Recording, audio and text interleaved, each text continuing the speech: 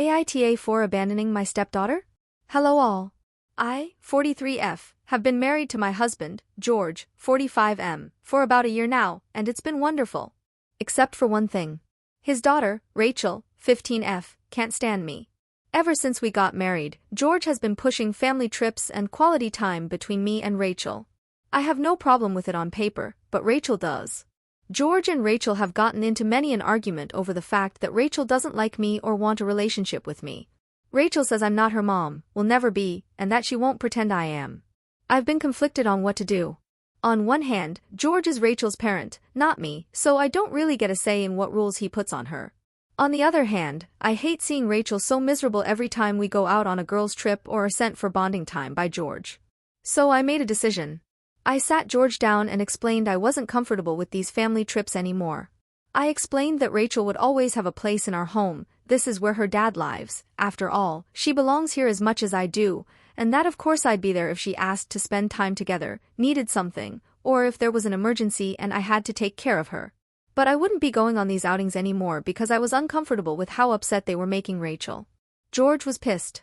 He accused me of undermining his parenting decisions and abandoning Rachel by refusing to fight for our family. I replied that I wasn't part of Rachel's family. She doesn't like me. She's made it clear I'll never be her mother. So I didn't see the point in forcing her to have mommy-daughter spa days and whatever else with me against her will. George told me I needed to reevaluate my priorities if I wanted to stay together and accused me of wanting to cut his daughter out of our family before storming out. I'm gutted. Of course I don't want to cut Rachel out of our lives or family.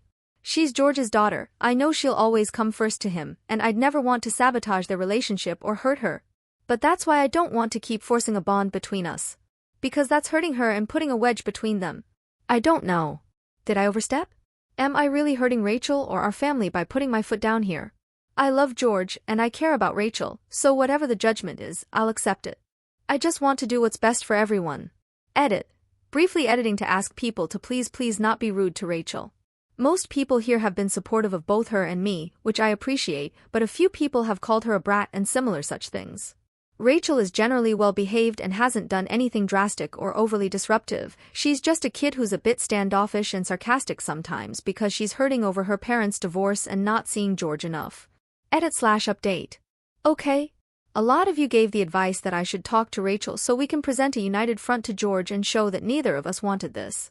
I sat Rachel down this morning and gently broached the subject with her. I explained that I knew she wasn't looking for a mom, that she already had one, and that was okay. I told her that I didn't need her to see me as a mother, or even like me.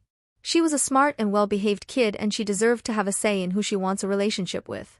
I told her that I was with her 100% in what she wanted, and that we could talk to George together, because I was going to follow her lead no matter what. Rachel got kinda quiet for a minute and then her face just crumbled. She told me she didn't hate me at all, that I was nice to her and seemed interested in her life. The real problem was, in her words, that she wished her parents were too. I'll be honest, that broke my heart. I had to try very hard not to tear up in front of her, because this was the first time she'd opened up to me or given any indication she even liked me at all, and I didn't want to ruin that by putting my emotions first.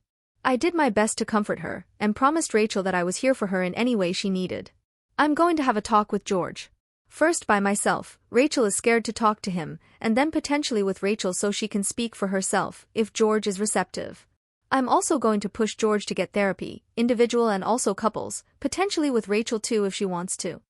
More than anything, I'll keep trying to be there for Rachel. I know I'm not her mom, and I'm not expecting her to suddenly start acting like we're best friends.